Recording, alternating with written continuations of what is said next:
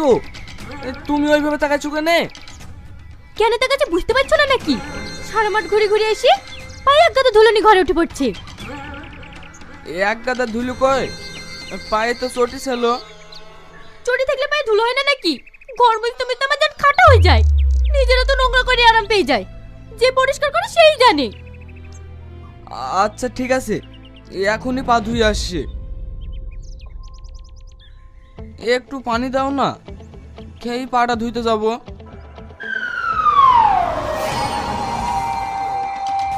না না, পা ধুয়ে এসেই খাবো।